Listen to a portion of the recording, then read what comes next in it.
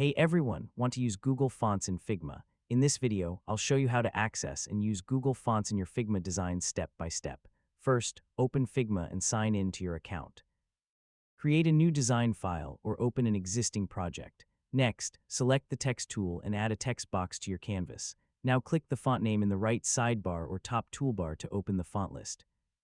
Figma gives you access to many Google fonts automatically in the browser version. Use the search bar to find the Google font you want, then click it to apply it to your text. Adjust the font size, weight, spacing, alignment, and color to match your design.